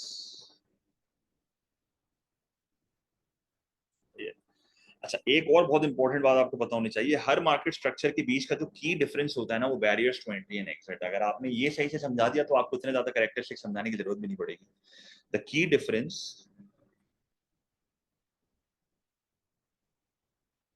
Is barriers to entry and exit. और परफेक्ट कंपटीशन और मोनोपोली तो दो बहुत खतरनाक एक्सट्रीम्स हैं। मोनोपोली में तो बोला जाता है कि there are very strong barriers to entry and exit, और परफेक्ट कंपटीशन में बोला जाता है कि कोई बैरियर ही नहीं है, फ्री एंट्री एग्जिट है। सही है। अब ये कह रहा है कि क्या super normal profit always necessary है for the continued existence of firms in perfect competition and monopoly. तो यहां पर मुझे शॉर्ट रन लॉन्ग रन के बारे में बात करनी पड़ेगी। शॉर्ट रन लॉन्ग रन के बगैर मैं नहीं समझा सकता ये, क्योंकि कंटिन्यूड एग्जिस्टेंस का मतलब ये हुआ कि ये लॉन्ग रन की बात कर रहा है, पर लॉन्ग रन पे पहुंचने से पहले शॉर्ट रन की बात करूंगा थोड़ी। तो बेसिकली मैं उसको पहले समझाऊंगा। आपके लिए यहाँ पर गाइड लिख देता हूँ कि understanding the difference between short run and long run. अब शॉर्ट रन और लॉन्ग रन ना परफेक्ट कंपटीशन और मोनोपोली के बहुत डिफरेंट है। परफेक्ट कंपटीशन में शॉर्ट रन में बहुत ज्यादा एंट्री एग्जिट होता है, अगर आपको पता हो तो, मोनोपोली में नहीं होता। और परफेक्ट कंपटीशन में लॉन्ग रन में मार्केट स्टेबल हो जाती है एक पॉइंट पे, which is normal profit. Monopoly में नहीं होती। मोनोपोली में शॉर्ट रन में भी बैरियर स्ट्रांग है, लॉन्ग रन में भी बैरियर स्ट्रांग है, तो मोनोपोली के शॉर्ट रन लॉन्ग रन में कोई फर्क नहीं है। पर परफेक्ट कंपटीशन के शॉर्ट रन लॉन्ग रन में बहुत फर्क है। तो मैंने आपको बोला ना, हर मार्केट स्ट्रक्चर का key difference is the barriers to entry and exit. और शॉर्ट रन और लॉन्ग रन को आप लिंक कर सकते हो barriers to entry and exit से। तो यहां पर सबसे पहले तो आपको दो बेसिक डायग्राम्स बनानी है, जिसमें आप परफेक्ट कंपटीशन का एबनॉर्मल प्रॉफिट जो कि शॉर्ट रन में होता है, और मोनोपोली का शॉर्ट रन लॉन्ग रन का एबनॉर्मल प्रॉफिट एक ही डायग्राम में बना के दिखा दूं, मतलब अलग अलग डायग्राम से बना के दिखा दूं पहले शुरू में। तो मैं क्या करूंगा, मैं सबसे पहले परफेक्ट कंपटीशन को उसको शॉर्ट रन एबनॉर्मल प्रॉफिट बनाऊंगा, which is super normal profit, या इसने जो वर्ड यूज करा है एक्सेस प्रॉफिट, तो कोई भी वर्ड यूज कर लो, कोई फर्क नहीं पड़ेगा। सही है। अभी उन बच्चों को समझ आएगी जिनको टॉपिक रिवाइज है, क्योंकि परफेक्ट कंपटीशन और मोनोपोली मैंने जिस डिटेल में आपको समझाया था ना, तो हमारी सारी क्लास की नॉलेज यहाँ इस्तेमाल होगी, कोई भी ऐसी नई चीज नहीं है जो मुझे सिखानी है यहाँ। परफेक्ट कंपटीशन का जब ग्राफ बनाते हैं तो सबसे पहले एक मिस्टर ग्राफ बनाते हैं। तो this is price, demand is equal to A R is equal to M R. सही है। फिर मैं उसके बाद क्या करूंगा जी, सारी आप बिल्कुल एक्जैक्टली यही करेंगे एवेल्युएशन में, बताऊंगा मैं ये बात। सही है। फिर उसके बाद जो है आप मार्जिनल कॉस्ट एक खींचोगे। अच्छा, मार्जिनल कॉस्ट खींचने के बाद जो है वो आपने क्या करना है कि एक एवरेज टोटल कॉस्ट बनानी है। तो एवरेज टोटल कॉस्ट जब आप बनाओगे तो कैसे बनाओगे, यहां से टच करोगे और फिर यहां से इसको बढ़ा दोगे। एवरेज टोटल कॉस्ट बनाते हुए बच्चे सबसे पहली गलती ये करेंगे कि वो मार्जिनल कॉस्ट से इंटरसेक्ट करे बगैर ही उसको बढ़ाना शुरू कर देंगे। अगर एक बच्चा इसको यूं बनाता है ना, यूं, दिस इज रॉन्ग। क्योंकि आपका एवरेज टोटल कॉस्ट जब तक नहीं बढ़ता, जब तक वो मार्जिनल कॉस्ट से इंटरसेक्ट नहीं करता। आप देखो मेरा एवरेज टोटल कॉस्ट गिर रहा है, गिर रहा है, गिर रहा है, और कब तक गिर रहा है, जब तक एमसी से टकरा नहीं रहा। जैसे ही एमसी से टकराया तो बढ़ना शुरू हो गया। फिर उसके बाद मुझे क्या करना है, क्योंकि मैं परफेक्ट कंपटीशन के शॉर्ट रन का डायग्राम बना रहा हूं, तो मुझे एवरेज वेरिएबल कॉस्ट भी जो है वो बनाना पड़ेगा। तो एवरेज वेरिएबल कॉस्ट की क्योंकि बहुत इंपॉर्टेंस है परफेक्ट कंपटीशन में, अगर आपको याद हो, तो आप एवरेज वेरिएबल कॉस्ट भी बनाओगे। अगेन इसको यहां पर टच करोगे और फिर बढ़ाना शुरू कर देना, और डिस्टेंस इनका कम होता रहता है। तो ये एवरेज वेरिएबल कॉस्ट है। उसके बाद जो है वो मुझे क्या करना है कि मुझे एक पॉइंट यहां पर लगाना है, क्योंकि मुझे ये बात पता है कि परफेक्ट कंपटीशन में और मोनोपोली में या इकोनॉमिक अजम्पशन के हिसाब से the sole objective of a business is profit maximization. तो मैं अपने आंसर में प्रॉफिट मैक्सिमाइजेशन की भी डिटेल दूंगा जो मैंने नीचे लिखा हुआ है। तो जाहिर सी बात है ये लोग एमसी इक्वल्स टू एमआर पे ऑपरेट करते हैं। तो एमसी इक्वल्स टू एमआर पे ऑपरेट करते हैं, तो इक्विलिब्रियम आ गया। यहीं से लाइन खींचो, यहीं से लाइन आपने खींची तो आपके पास यहाँ पर एक क्वांटिटी आई। अब ये क्वांटिटी पहले टकरा रही है एवरेज टोटल कॉस्ट पे, तो एवरेज टोटल कॉस्ट पे लिख दो पॉइंट ए। फिर ये टकरा रही है एवरेज वेरिएबल कॉस्ट पे, तो यहाँ पर लिख दो पॉइंट बी। अब आपको अगर एब नॉर्मल प्रॉफिट ग्राफिकली शो करना है तो profit is cost minus revenue. और कौन सी कॉस्ट, टोटल कॉस्ट। तो मैं वेरिएबल कॉस्ट से प्रॉफिट नहीं देखूंगा, मैं टोटल कॉस्ट से देखूंगा, क्योंकि टोटल कॉस्ट में फिक्स्ड और वेरिएबल दोनों है। तो मैं क्या करूंगा, पॉइंट ए से एक लाइन खींच लूंगा यहाँ पे इस तरीके से। तो जब मैं पॉइंट ए से यहाँ पर एक लाइन खींच लूंगा तो this will be my cost. और ये जो डब्बा है ना, ये मुझे शो कर रहा है the above normal profit of a perfectly comparative firm in the short run. सही है। तो this will be my figure one of the answer. और उसके बाद जो है एक और डायग्राम में बनाऊंगा जो कि मोनोपोली के एब नॉर्मल प्रॉफिट की होगी। अच्छा, मोनोपोली में आपको पता होना चाहिए कि this is part of imperfect competition where the average revenue and marginal revenue are not equal. तो देखो सारी आपकी बेसिक्स यहाँ पर आ रही हैं। तो आपने अगेन प्राइस कॉस्ट रेवेन्यू लिखा, आपने अगेन यहाँ क्वांटिटी लिखा, दिस इज योर ओरिजिन। आपने सबसे पहले तो ए आर और एम आर को अलग अलग बना देना है। तो this is demand is equal to A R, this is marginal revenue. फिर आपने एक मार्जिनल कॉस्ट यहाँ पर खींचा, सही है। फिर आपने एक मार्जिनल कॉस्ट यहाँ पर खींचा और उसके बाद आपने एक एवरेज टोटल कॉस्ट बनाई। अब एवरेज टोटल कॉस्ट यहाँ पर बना लो, यहाँ पर एवरेज वेरिएबल कॉस्ट बनाने की जरूरत नहीं है। Profit maximizing point is MC is equal to M R, तो दिस इज ई। तो ई से एक वर्टिकल लाइन ऊपर खींची आपने, और ये वर्टिकल लाइन जो है वो आपको आइडेंटिफाई करेगी बताने में कि what is the price and what is the cost. तो क्यू जब मैं आगे लेके गया हूं तो ये मेरा पॉइंट ए है which is the price, and this is point B which is the cost. तो अगेन जो ये वाला पूरा हिस्सा है ये मुझे शो कर रहा है abnormal profit of a monopoly. तो ये दो ग्राफ्स के थ्रू मैंने उसको एब नॉर्मल प्रॉफिट दिखा दिया परफेक्ट कंपटीशन का और मोनोपोली का। वापस सवाल पढ़ो आगे क्या कह रहा है। Whether excess profit is always necessary for the continued existence of firms in perfect competition and monopoly। अब यहाँ पर ना थोड़ी आपको लंबी करनी पड़ेगी परफेक्ट कंपटीशन में, मोनोपोली में इतनी लंबी नहीं करनी पड़ेगी जितनी परफेक्ट कंपटीशन में करनी पड़ेगी। अब मुझे आगे यहाँ पर क्या लिखना चाहिए, मुझे अब ये बताओ। क्या मैं डायरी के वैल्यूएशन पे आऊंगा या अभी बहुत इन्फॉर्मेशन बाकी है?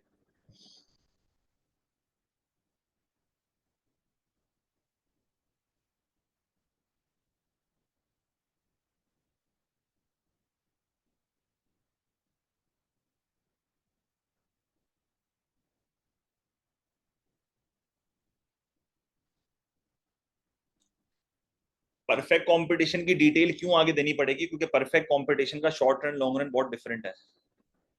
क्योंकि यहाँ पर मुझे दोनों बताने ना, मैं short run conditions of perfect competition नहीं बताऊंगा, मैंने उसको एब नॉर्मल प्रॉफिट की ही बात करनी है। अब मैंने उसको ये बता दिया कि देखो परफेक्ट कॉम्पिट, देखो ये जो कंटिन्यूड एग्जिस्टेंस वाली बात है ना, ये तो मुझे AO3 में बताना है। मुझे अपने पूरे आंसर में उसको पूरी नॉलेज देनी है पहले। तो मैंने उसको परफेक्ट कंपटीशन का एब नॉर्मल प्रॉफिट तो बना के दे दिया, मैंने उसको मोनोपोली का भी एब नॉर्मल प्रॉफिट बना के दे दिया, पर अब तक यहाँ पर मेरे 7-8 मार्क हुए हैं बस। तो ये 7-8 मार्क हुए हैं। तो मुझे अभी आगे मजीद यहाँ पर बात करनी है। तो मैंने यहाँ पर उसको profit maximizing level of output भी समझा दिया which is MC equals to MR. मैंने यहाँ पर उसको उसको एक्सप्लेन कर दिया पूरा। मैंने फिर उसको सुपर नॉर्मल प्रॉफिट पूरा समझा दिया विच इज एब normal profit under perfect competition and monopoly. अब परफेक्ट कंपटीशन का एब normal profit only in the short run है, मोनोपोली का एब नॉर्मल प्रॉफिट शॉर्ट रन भी है लॉन्ग रन भी है। अब वो लॉन्ग रन में क्यों हमेशा एग्जिस्ट करता है ये भी मैं बताऊंगा, क्योंकि बैरियर्स टू एंट्री इतने स्ट्रॉन्ग है कि मोनोपोली किसी को घुसने नहीं देता। तो जो प्रॉफिट वो शॉर्ट रन में कमा रहा है वही प्रॉफिट वो लॉन्ग रन में कमा सकता है, पर परफेक्ट कंपटीशन में ऐसा नहीं है। अब यहां से तुम्हारी लंबी होना स्टार्ट होगी, जो मैंने आपको बिल्कुल लेक्चर में, जब मैंने लॉन्ग रन की एक पूरी क्लास ली थी परफेक्ट कंपटीशन में, तो मैंने वहां पर आपको ये चीज सिखाई थी कि ये जो हम एब नॉर्मल प्रॉफिट, सब normal profit, last operating point, ये सारी चीजें परफेक्ट कंपटीशन में पढ़ते हैं ना, ये सारी फालतू चीजें हैं। रियलिटी में वैसे तो एग्जिस्ट ये करता ही नहीं है, पर थ्योरी ये कहती है कि परफेक्ट कंपटीशन में फर्म्स सिर्फ नॉर्मल प्रॉफिट कमाती हैं, सिर्फ नॉर्मल प्रॉफिट कमाती हैं। ये खाली ट्रांजिशन होती है, एब नॉर्मल प्रॉफिट, सब नॉर्मल प्रॉफिट, ये बकायदा बहुत शॉर्ट पीरियड के लिए होता है। जैसे फॉर एग्जांपल एक फर्म परफेक्ट कंपटीशन में नॉर्मल प्रॉफिट कमा रही है। अब आपको यहां पर ना सीक्वेंस पता होना चाहिए, मैं आपके लिए सीक्वेंस लिख देता हूं। मैं सीक्वेंस लिख दूंगा ना, आप कंफ्यूज नहीं होगे। पहला होता है सुपर नॉर्मल प्रॉफिट, फिर आपका होता है नॉर्मल प्रॉफिट, और फिर आपका होता है सब नॉर्मल प्रॉफिट और लॉस। अब यहाँ पर पूरी कहानी एवरेज फिक्स कॉस्ट की होती है अगर आपको याद हो शॉर्ट रन में, सही। और फिर लास्ट ऑपरेटिंग पॉइंट आता है। तो मुझे ये बात पता है कि सुपर नॉर्मल प्रॉफिट वो पॉइंट होता है जहां पर average revenue is greater then average total cost, graphically मैंने शो कर दिया। मुझे नॉर्मल प्रॉफिट भी पता है जहां पर एवरेज रेवेन्यू और एवरेज टोटल कॉस्ट इक्वल होते हैं, जो अभी मैं शो करूंगा। और सब नॉर्मल प्रॉफिट में वो एवरेज फिक्स कॉस्ट वाली कहानी आ जाती है। तो हमारे आंसर में ये इतना इंपॉर्टेंट है भी नहीं। तो मैं उसको बोलूंगा कि initially I am earning normal profit और मार्केट की डिमांड बढ़ गई। अब आपको पता है ना कि all the firms in perfect competition are price takers, जो भी मार्केट की प्राइस होगी वही इनकी प्राइस होगी। तो जब मार्केट की डिमांड बढ़ेगी तो मार्केट में शॉर्टेज होगी, मार्केट में प्राइस बढ़ेगी, तो जो भी प्राइस मार्केट में डिटरमिन होगी वही सबकी प्राइस होगी। तो जब मार्केट डिमांड बढ़ेगी तो मार्केट की प्राइस बढ़ेगी। अब सारी फर्म्स नॉर्मल प्रॉफिट में, तो जब प्राइस बढ़ेगी तो सारी फर्म्स कौन से प्रॉफिट पे आ जाएंगी? abnormal profit. And when all the firms will be earning abnormal profit, this will attract new firms क्योंकि एंट्री तो फ्री है। तो जब इस एब नॉर्मल प्रॉफिट को देख के और फर्म मार्केट में घुसना शुरू होंगी तो मार्केट की सप्लाई बढ़ेगी, और जिसकी वजह से प्राइस कम होगी और बाकी सारी फर्म जो भी थी वो सब वापस किस पे आ जाएंगी, नॉर्मल। तो देखो शुरू भी नॉर्मल से हुए, एंड भी नॉर्मल पे हुए, तो घूम फिर के आना नॉर्मल पे ही है। इनिशियली नॉर्मल प्रॉफिट था, मार्केट डिमांड कम हो गई, तो मार्केट डिमांड कम होगी तो मार्केट की प्राइस कम होगी, सारी फर्म्स नॉर्मल प्रॉफिट से सब नॉर्मल प्रॉफिट पे आ जाएंगी। पर वही बात है, बहुत ऐसी फर्म्स हैं जो लॉन्ग रन में ये बर्दाश्त नहीं करेंगी, तो वो मार्केट को एग्जिट करना शुरू कर देंगी। जब वो मार्केट को एग्जिट करना शुरू कर देंगी तो मार्केट की सप्लाई गिरेगी, मार्केट की प्राइस बढ़ना शुरू हो जाएगी वापस, तो वापस सारी फर्म्स नॉर्मल प्रॉफिट पे आ जाएंगी। तो firms in perfect competition will always and up at normal profit, वो हमेशा एंड अप करेंगी नॉर्मल प्रॉफिट में। इसको मैं और आपको मजीद ग्राफिकली समझा रहा हूँ। In the short run, firms under perfect competition can earn supernormal profits if the market price is higher than the average total cost. This happens if demand temporarily exceeds supply. इसका मतलब ये हुआ कि initially देखो firms normal profit में, क्योंकि normal profit यही होता है ना जहां पर आपकी average total cost is equals to the average revenue, and this is what normal profit is. तो ये बेसिक ग्राफ आपको पता होना चाहिए। तो पॉइंट ई जो है वो हमें शो कर रहा है नॉर्मल प्रॉफिट। जैसे ही मार्केट में डिमांड बढ़ेगी, जैसे ही मार्केट में डिमांड बढ़ेगी तो मार्केट की डिमांड डी वन हो गई है। जैसे ही मार्केट की डिमांड डी वन होगी, मेरे पास एक नया इक्विलिब्रियम आएगा, और मेरे पास एक नया इक्विलिब्रियम आएगा इस प्राइस के ऊपर। तो आप देखो जब मार्केट की प्राइस बढ़ रही है तो हर इंडिविजुअल फर्म की भी प्राइस बढ़ रही है, because all the firms are price takers. इसका मतलब ये हुआ कि जब मार्केट में डिमांड बढ़ी तो मार्केट में प्राइस बढ़ी, मार्केट में प्राइस बढ़ी तो हर फर्म का प्रॉफिट भी बढ़ गया। तो आप देख लो सारी फर्म्स अब ई वन पे आ गई हैं, और ई वन एक ऐसा पॉइंट है जो कि मुझे रिप्रेजेंट कर रहा है super normal profit. E one एक ऐसा पॉइंट है जो कि मुझे रिप्रेजेंट कर रहा है सुपर नॉर्मल प्रॉफिट। तो मैंने उसको डिमांड को राइट पर शिफ्ट करके नॉर्मल प्रॉफिट से एब नॉर्मल प्रॉफिट दिखा दिया। तो इन the long run, due to assumption of freely entry and exit, the supernormal profits in perfect competition cannot be sustained in the long run. जब demand बढ़ने के बाद प्राइस बढ़ती है और आप एब नॉर्मल या सुपर नॉर्मल प्रॉफिट पे आ जाते हो ना, तो आप सुपर नॉर्मल प्रॉफिट पे आ तो गए हो, पर अब जो है वो असल कहानी शुरू होगी कि जैसे ही आप शॉर्ट रन में सुपर नॉर्मल प्रॉफिट कमा रहे हो ना, तो नई फर्म्स आएंगी, अटैक करेंगी, और जब नई फर्म्स अटैक करेंगी तो मार्केट की सप्लाई बढ़ेगी, मार्केट की प्राइस गिरेगी, all the firms are price takers, और सारी फर्म वापस नॉर्मल प्रॉफिट में आ जाएंगी।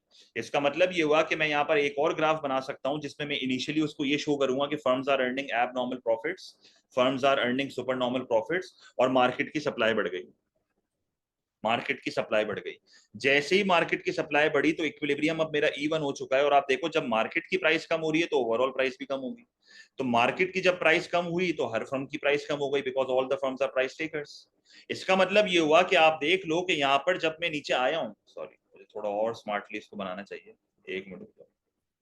ये गलती आपने देखो पेपर में करना मुझसे हो गई है। पहले से ही लाइन बना लो, क्योंकि मुझे एग्जैक्टली इस मिनिमम पॉइंट के ऊपर आना है, सही है।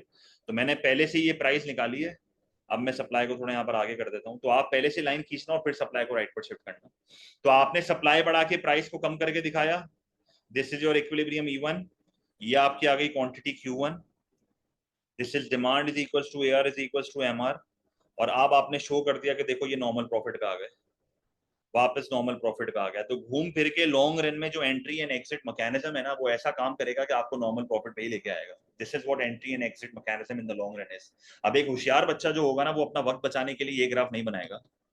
एक होशियार बच्चा जो होगा अपना वक्त इस पे बर्बाद वो नहीं करेगा, वो इसी डायग्राम में इस सिनेरियो को फेंकेगा। वो इस सिनेरियो में कैसे फेंकेगा, वो सप्लाई बढ़ा के दिखा दे इस डायग्राम में, वो सप्लाई बढ़ा के दिखा दे। जब आप इस डायग्राम में सप्लाई बढ़ाओगे तो आप एक्जैक्टली इस पॉइंट पे सप्लाई ले आओ, तो आप इसको S1 कर दो। तो पहले आप E से E1 गए, फिर आप E1 से E2 पे आ गए। तो आपने उसको एक ही ग्राफ में नॉर्मल से एब नॉर्मल, एब नॉर्मल से नॉर्मल, दोनों चीजें शो कर दी। आपने उसको एक ही ग्राफ में नॉर्मल से एब नॉर्मल से नॉर्मल शो कर दिया। ले रही चीज, मोनोपोली हमेशा एब नॉर्मल प्रॉफिट पे होती है समीर बेटा, चाहे शॉर्ट रन हो या लॉन्ग रन। मसला सिर्फ परफेक्ट कंपटीशन का ही है, इसलिए लंबी यहाँ पर ही होगी। तो देखो मैंने एक ही ग्राफ में दोनों कर दिया। तो आपको अपना वक्त अगर बचाना है तो आप ये ग्राफ नहीं बनाओगे, आप एक में दोनों बता दोगे। पर अगर आपको ये कॉम्प्लिकेटेड लग रहा है, अगर आपको कॉम्प्लिकेटेड लग रहा है तो आप अलग बना लो, आपकी मर्जी है। पर प्रैक्टिकली पॉसिबल नहीं है ये 40 मिनट के अंदर इतनी सारे डायग्राम्स के साथ अपने आंसर को कंप्लीट करना। पर ये डायग्राम जल्दी बन जाते हैं नॉर्मली, जो ये वाले ग्राफ्स हैं, तो मेरे हिसाब से इशू नहीं होगा। फिर मैंने थोड़ा बहुत उसको सब नॉर्मल प्रॉफिट वाली चीज भी बता दी, सही है बेटा, वो एब नॉर्मल पे ही रहते हैं मोमेंट बेटा, वो सही है। तो शॉर्ट रन सब normal profit, exit of firms, market supply come, price बढ़ेगी, प्राइस टेकर नॉर्मल प्रॉफिट, तो ये वाली चीज भी आप बता सकते हो। मैंने इसका एक पैराग्राफ भी यहाँ दे दिया है कि normal profit is the long run equilibrium outcome in perfectly competitive market where firms can not earn excess profit. If firms were earning if firms were earning sub supernormal profits, new firms would continue to enter the market and the price would adjust downwards. On the other hand, if the firm were incurring losses, some would exit the market, causing the price to rise back to a level where firms can earn normal profit. Normal profit एक ऐसा profit है जिसको कोई छोड़ के नहीं जाता और जिसको देख के कोई मार्केट में नहीं आता। मतलब मैं अगर नॉर्मल प्रॉफिट कमा रहा हूं तो मैं मार्केट एग्जिट नहीं करूंगा, पर आप अगर इस मार्केट में आने का सोच रहे हो तो आप नॉर्मल प्रॉफिट से अट्रैक्ट नहीं होंगे। तो normal profit is a stable equilibrium, industry का इक्विलिब्रियम है नॉर्मल प्रॉफिट परफेक्ट कंपटीशन में in the long run. Now there is a paragraph which you can use in your AO3, क्योंकि अब तुम्हें ये बताना है कि क्या कंटिन्यूड एग्जिस्टेंस के लिए एब नॉर्मल प्रॉफिट जरूरी है मोनोपोली और परफेक्ट कंपटीशन में। तो परफेक्ट कंपटीशन में तो स्ट्रेट फॉरवर्ड आप डिसएग्री कर देना, क्योंकि लॉन्ग रन में आप नॉर्मल प्रॉफिट पे ही ऑपरेट कर रहे हो, एक्सेस प्रॉफिट तो नहीं हो रहा आपको। तो इन perfect competition access profit is not necessary for the continued existence of firms in the long run. In fact, due to the competitive market forces and the ability for firms to enter and exit the market freely, firms will only earn normal profits in the long run. Supernormal profit exists only temporarily in the short run. तो ये एक अच्छा evaluative comment है जो आप दे सकते हो। फिर आप मोनोपोली का बताओ कि मोनोपोली बहुत सस्टेन करता है अपने एबनॉर्मल प्रॉफिट को, कैसे सस्टेन करता है। Monopoly in the short run earn supernormal profit because they control the supply of the good and can set a higher price than the marginal cost. The monopolist maximizes profit by choosing a quantity where marginal revenue equals marginal cost, which is profit maximizing level of output, and then setting a price at the demand curve corresponding to that quantity. This often results in a higher price than the average total cost, thus generating excess profits. In the long run, unlike in perfect competition, barriers to entry prevent firms from entering the market, allowing the monopolist to continue earning some abnormal profits.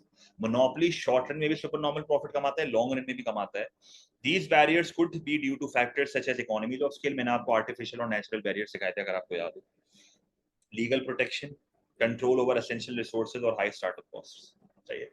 Point अब यहाँ पर ये है कि perfect competition को तो चलो एब नॉर्मल प्रॉफिट की जरूरत नहीं है। देखो सवाल वापस पढ़ो, परफेक्ट कंपटीशन को तो चलो एब नॉर्मल प्रॉफिट की जरूरत नहीं है फॉर द कंटिन्यूड एग्जिस्टेंस, क्या मोनोपोली को है? परफेक्ट कंपटीशन को तो जरूरी नहीं है abnormal profit for the continued existence, क्योंकि in the end long run पे नॉर्मल प्रॉफिट ही आ जाना है। क्या मोनोपोली को एब नॉर्मल प्रॉफिट जरूरी है for their continued existence?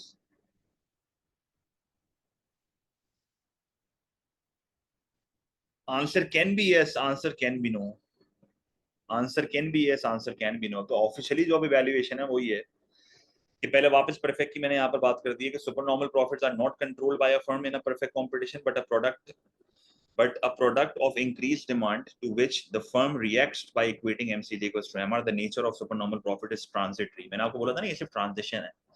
This point clearly explains there is only normal profit initially and in the end as well. हमेशा normal profit ही होता है perfect competition. In a monopoly, the firm will secure long-term supernormal profit by pursuing profit maximization. Hence, excess profits are long-term. अब इस long term profits को वो use करेंगे। The monopolist may use the abnormal profit to realize dynamic efficiency, research and development पे पैसा लगाएगा, such as investing in better production techniques. पर क्या वो survive नहीं कर सकता इस profit के बगैर? कर सकता है भाई, उसको क्या मसला है?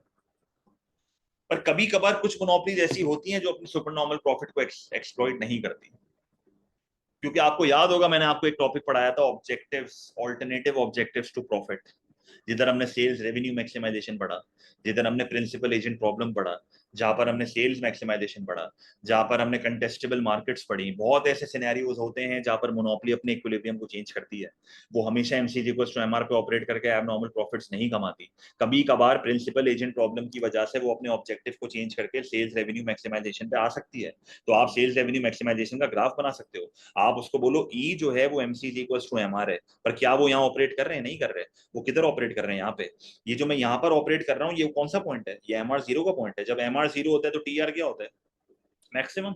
मैंने इसी पॉइंट से देखो लाइन खींची है, यहां पर मेरे पास आई है प्राइस और यहां पर मेरे पास आई है कॉस्ट, तो दिस इज द प्रॉफिट। पर एक और चीज देखो यहां पर मैंने लिखी हुई है कि although this is also super normal profit but less than the MCs equals to MR. Sales revenue maximization पे भी प्रॉफिट हो रहा है पर एमसीज इक्वल्स टू एमआर जितना नहीं हो रहा। सही है।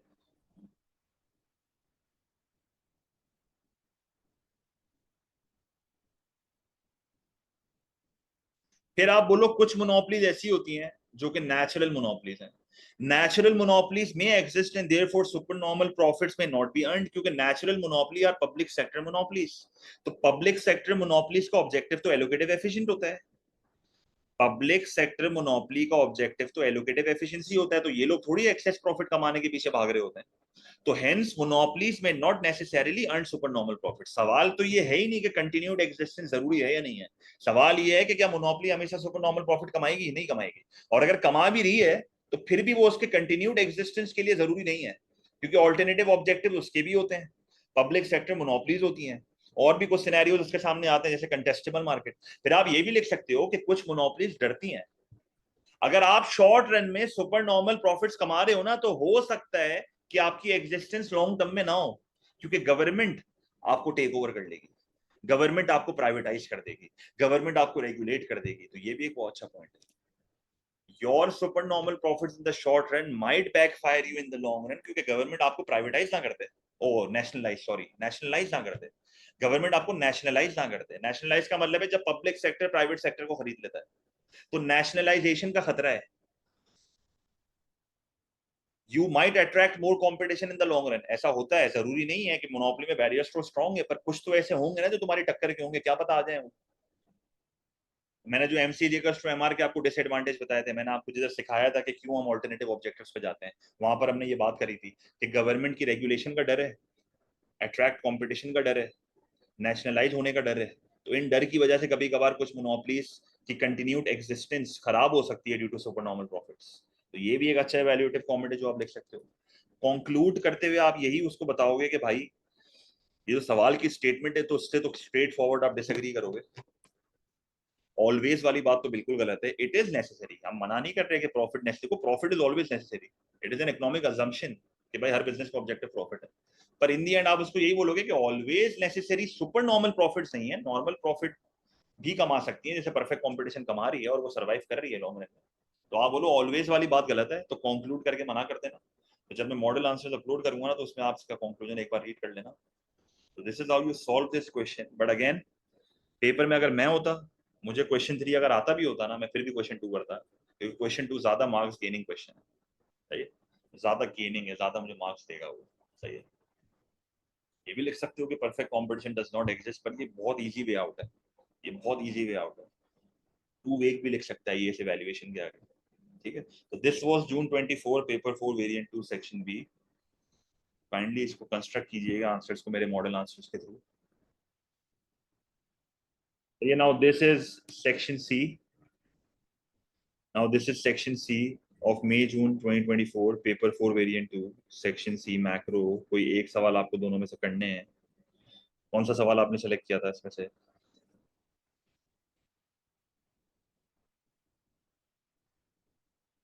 अच्छा, 4 5 दोनों बहुत आसान है। अगर आप 4 कर रहे हो ना, तो 4 का आपका आंसर का स्टैंडर्ड बहुत अच्छा होना चाहिए। 5 तो बड़ा ही कचरा सवाल है। Evaluate the likely impact of globalization on low income countries. ये सेम क्वेश्चन है ना, सेम क्वेश्चन मार्च 23 में आया था। ये एग्जैक्टली सेम सवाल मार्च 23 में आया था। इस तरह देखो से रिपीट किया, वर्डिंग भी चेंज नहीं करी। क्वेश्चन 4 इन्फ्लेशन की पॉलिसीज है। क्वेश्चन 4 इन्फ्लेशन की पॉलिसीज है। अच्छा देखो 4 देख लेते हैं पहले, बड़ा आसान सवाल है ये भी। इन 2022, 2022 की बात कर रहा है, many countries experienced a high rate of inflation caused by disruptions to the supply of goods and services arising from the COVID-19 pandemic and the conflict between Russia and Ukraine. In one country, the government cut taxes. So if you cut taxes, चाहिए, if you cut taxes, this is an expansionary fiscal policy and it can also be a supply side policy. नहीं हसन बेटे, क्यों revise करना है? Policies में मैंने सब discuss करा था ये सारी चीजें। आप खाली A2 की पॉलिसीज की वीडियो देख लो, आपका ये हो जाएगा। And the central bank raised interest rates, तो this is a contractionary monetary policy. अब अगर आप देखो तो this inflation is supply led, and if the inflation is supply led तो वो कॉस्ट पुश इन्फ्लेशन है। सही है, कोई सप्लाई ऑफ गुड्स की बात कर रहा है, इंपोर्ट से रिलेटेड कर रहा है, इंपोर्टेड इन्फ्लेशन का मसला है यहाँ पे, imported inflation. Evaluate the likely impact of this policies on the government's ability to control inflation. तो देखो 14 मार्क में तो मैं उसको ये बताऊंगा कि टैक्स के कट करने से और इंटरेस्ट रेट के बढ़ाने से क्या क्या हो रहा है, और इफेक्टिवनेस ऑफ पॉलिसीज की बाद में इवेल्युएशन में करूंगा। तो बहुत अच्छा आंसर कंस्ट्रक्ट हो सकता है यहाँ पे। इन्फ्लेशन डिफाइन करोगे, demand pull cost push inflation दोनों डिफाइन करना। Statement in the question refers to the cost push inflation, तो कॉस्ट पुश इन्फ्लेशन का ग्राफ बना के दिखा दो। And link this with imported inflation, क्योंकि सप्लाई ऑफ गुड्स की डिस्ट्रप्शन आ रही है दुनिया भर में, तो इंपोर्टेड इन्फ्लेशन है ये। रॉ मटेरियल्स कंट्रीज को महंगे पड़ रहे हैं, जिसकी वजह से उनकी कंट्री में कॉस्ट पुश इन्फ्लेशन आ रही है, इंपोर्ट्स की वजह से आ रही है कॉस्ट पुश इन्फ्लेशन। अब पहली पॉलिसी इनकी है कट टैक्सेस। टैक्सेस से क्या होगा जरा देखते हैं। टैक्सेस से क्या होगा, impact of tax reduction on consumer demand and retained profits of industry. क्योंकि टैक्स अगर कम हो रहा है तो वो इनकम टैक्स कम हो रहा है और कॉर्पोरेशन टैक्स कम हो रहा है, तो tax cuts are a form of fiscal policy. तो एक्सपेंशनरी या रिफ्लेशनरी फिस्कल पॉलिसी होगी है। शॉर्ट रन इम्पैक्ट आप इसका बताओ। शॉर्ट रन इम्पैक्ट इसका एग्रीगेट डिमांड पे आएगा, क्योंकि जब इनकम टैक्स कम होगी तो डिस्पोजेबल इनकम बढ़ेगी, तो कंजम्पशन बढ़ेगी, तो एग्रीगेट डिमांड बढ़ेगा, तो डिमांड पुल इन्फ्लेशन आ जाएगी, लेने के देने पड़ गए। कॉर्पोरेशन टैक्स कम करोगे तो बिजनेस के रिटेन्ड प्रॉफिट्स बढ़ेंगे, और जब रिटेन्ड प्रॉफिट्स बढ़ेंगे तो इन्वेस्टमेंट बढ़ेगी, एडी बढ़ेगा, डिमांड पुल इन्फ्लेशन आ गई, लेने के देने पड़ गए। पर बोलो इसका लॉन्ग रन इम्पैक्ट जो है ना, वो will act as a supply side policy, because taxation is also the part of supply side policy, right. तो आप बोलो इनकम टैक्स के कम करने से डिस्पोजेबल इनकम बढ़ेगी, इंसेंटिव टू वर्क बढ़ेगा, इकोनॉमी का आउटपुट बढ़ेगा, तो एग्रीगेट सप्लाई बढ़ सकती है। कॉर्पोरेशन टैक्स कम करोगे तो बिजनेस के रिटेन्ड प्रॉफिट्स बढ़ रहे हैं, तो वो इन्वेस्टमेंट अगर कैपिटल गुड्स पे कर देंगे तो लॉन्ग टर्म पोटेंशियल बढ़ेगा, प्रोडक्टिविटी बढ़ेगी, एफिशिएंसी बढ़ेगी, एग्रीगेट सप्लाई बढ़ेगा। तो टैक्सेस को गिराने से डिमांड पुल इन्फ्लेशन आ भी रही है इन द शॉर्ट रन, और टैक्सेस को गिराने से लॉन्ग रन में सप्लाई साइड पॉलिसी की तरह ये काम करके सप्लाई भी बढ़ा रहा है। बच्चों ने पेपर में ये वाला एलिमेंट मिस कर दिया था, तभी इस पेपर में जब बच्चों ने क्वेश्चन 4 किया था तो आधे बच्चे तो यही नहीं समझ पा रहे थे कि केस में उसने कॉस्ट पुश इन्फ्लेशन बताया हुआ है, पॉलिसी इसने डिमांड साइड लगाई हुई है, तो कैसे समझाएं। तो short run long run impact करके समझाना था। याद रखो फिस्कल पॉलिसी में जो टैक्सेशन का टूल है ना, वो सप्लाई साइड पॉलिसी का भी पार्ट है इन द लॉन्गर टर्म। समझ रहे हो बात। Even government spending is supply side policy, क्योंकि जब आप गवर्नमेंट स्पेंडिंग बढ़ाते हो तो एडी तो बढ़ता है, पर अगर आप इंफ्रास्ट्रक्चर पे बढ़ाओगे तो एग्रीगेट सप्लाई भी तो बढ़ेगा, तो कनेक्टेड है फिस्कल और सप्लाई साइड का। वही तो बेटा समझा रहा हूँ संगम, बेटा यही तो बोल रहा था अभी कब से। एक्सेलरेटर की बात नहीं करना, खुद अपने लिए कॉम्प्लिकेटेड नहीं करो चीजें, वैसे ही अजीब अजीब सी थ्योरी है ये सारी, क्यों जबरदस्ती घुसा रहे हो। तो सही है, टैक्स कट से क्या होगा समझ आ गया। डायग्राम्स यहाँ पर आप सारी बना लेना, वही बात है एनालिसिस में यूज करना प्रॉपर तरीके से, मैक्रो इकोनॉमिक ऑब्जेक्टिव्स कनेक्ट करा करो। जैसे अगर आप ईडी बढ़ा रहे हो तो अनएम्प्लॉयमेंट कम करके दिखाओ, इकोनॉमिक ग्रोथ दिख बताओ। अगर आप टैक्स रिडेशन से एग्रीगेट सप्लाई बढ़ा रहे हो तो इससे आपकी नॉन इन्फ्लेशनरी ग्रोथ आएगी, इकोनॉमिक ग्रोथ आएगी, प्राइस स्टेबिलिटी आएगी। 3 डायग्राम्स देखो यहाँ बनाए हुए हैं, एक में मैंने शॉर्ट टर्म एग्रीगेट सप्लाई बढ़ाया हुआ है, एक में मैंने शॉर्ट रन एग्रीगेट सप्लाई बढ़ाया हुआ है, एक में मैंने लॉन्ग रन एग्रीगेट सप्लाई बढ़ाया हुआ है, जो कि आपकी पोटेंशियल ग्रोथ है, ये आपकी कॉस्ट पुश इन्फ्लेशन कंट्रोल हो रही है। और एक में मैंने एलआरएस बनाया हुआ है जिसमें मैं एडी बढ़ा के दिखा रहा हूँ। अब ये वाली डायग्राम ऑप्शनल है, बनानी है तो बनाओ, नहीं बनानी तो नहीं बनाओ, पर ये दोनों तो बनानी पड़ेगी आपको, इवैल्यूएशन में भी हम लिंक करेंगे इसको। सही है, ठीक है। फिर इसने ना मॉनेटरी पॉलिसी लगाई है कॉन्ट्रैक्शनरी, क्योंकि सवाल अगर आप वापस पढ़ो ना तो इसने बेसिकली इंटरेस्ट रेट भी बढ़ाए। अब इंटरेस्ट रेट के बढ़ाने से क्या इंपैक्ट आ रहा है, इंटरेस्ट रेट बढ़ाओगे तो सेवर्स सेव ज्यादा करेंगे, स्पेंड कम करेंगे, क्योंकि रिटर्न ऑन सेविंग बढ़ रहा है, बोरोवर्स बोरो कम करेंगे क्योंकि कॉस्ट ऑफ बोरोइंग बढ़ रही है, तो सी भी गिर रहा है, आई भी गिर रहा है, तो एडी कम हो जाएगा। इंटरेस्ट रेट बढ़ता है तो आपकी कंट्री में हॉट मनी फ्लोज आते हैं, करेंसी अप्रिशिएट होती है, एक्सपोर्ट महंगे होंगे, इंपोर्ट सस्ते होंगे, इलास्टिक डिमांड अज्यूम करोगे तो बैलेंस ऑफ ट्रेड डेफिसिट होगा, क्योंकि एक्सपोर्ट की प्राइस के बढ़ने से एक्सपोर्ट का रेवेन्यू गिरेगा, इंपोर्ट की प्राइस के गिरने से इंपोर्ट का एक्सपेंडिचर बढ़ेगा, बैलेंस ऑफ ट्रेड डेफिसिट होगा तो एडी कम हो जाएगा। अब वापस वही बात है कि भाई इकोनॉमी में तो कॉस्ट पुश इन्फ्लेशन है, ये कौन सी इन्फ्लेशन कंट्रोल कर रहा है, ये तो डिमांड पुल इन्फ्लेशन कंट्रोल कर रहा है। तो एडी के कम होने से प्रोडक्शन गिर रही है आपकी, अनएम्प्लॉयमेंट बढ़ रही है, इकोनॉमिक ग्रोथ गिर रही है। अब आपकी इकोनॉमी में कॉस्ट पुश इन्फ्लेशन है, आप डिमांड पुल इन्फ्लेशन को कंट्रोल कर रहे हो। तो मॉनेटरी पॉलिसी का तो यहाँ पर कोई खास काम नहीं है. Tax cuts increase AD, so it is unclear overall effect of inflation would depend on which policy has a stronger, sorry, which policy has a stronger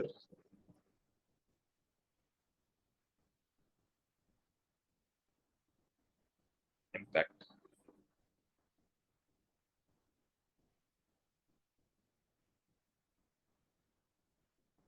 क्योंकि आप एक चीज नोट करो, यहां पर एडी कम हो रहा है, यहां पर एडी बढ़ रहा है. अब ओवरऑल एडी पे क्या इंपैक्ट आएगा हमें ये नहीं पता, पहली बात. दूसरा, चलो यहाँ पर एग्रीगेट सप्लाई बढ़ रही है, ठीक है, ये अभी 14 माह की चल रहा है. अब आप समझोगे सर 14 माह में तो आप डिस्कशन कर रहे हो टू साइडेड, ये टू साइडेड नहीं है. मैं अफेक्ट बता रहा हूँ. क्योंकि सवाल में इसने क्या बोला हुआ है, इसने बोला भाई टैक्स गिराया है, इंटरेस्ट बढ़ाया है, लाइकली इंपैक्ट बता दो of this policies on the government ability to control inflation. मैं बता रहा हूँ भाई, यहाँ कंट्रोल होगी, यहाँ कंट्रोल नहीं होगी. इवैल्यूएशन तो मैं कर ही नहीं रहा भाई, ये तो आंसर का पार्ट है.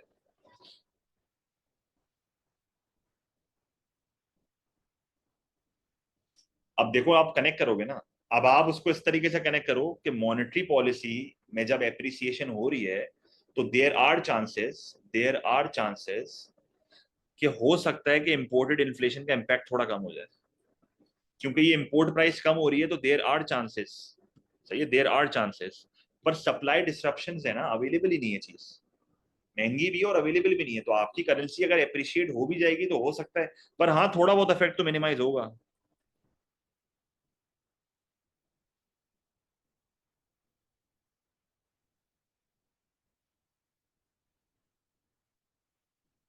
यहाँ पर ऐड कर देता हूँ, सही पॉइंट बोला है. पर मैं टैक्स बढ़ा ही रहा ना बेटे, वो टैक्स तो मैं कम कर रहा हूँ ना, मतलब केस में टैक्स कम कराया उसने. अब इवैल्यूएशन तो वही घिसी पिटी है जो हम हमेशा से लिखते हैं.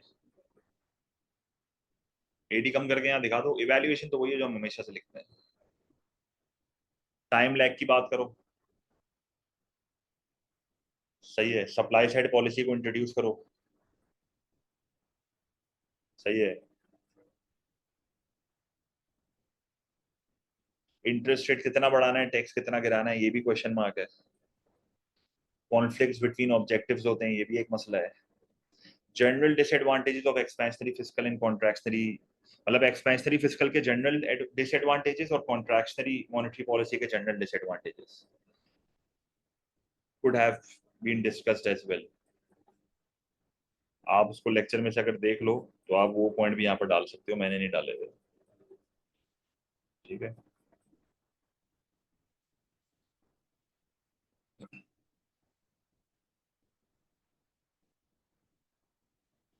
पहले चीज,